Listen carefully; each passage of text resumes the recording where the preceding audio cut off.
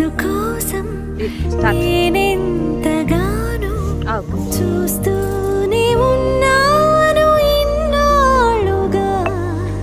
మౌనాలు అన్నీ మాట్లాడుతుంటే కనువిందుగా ఉంది తొలిసారిగా.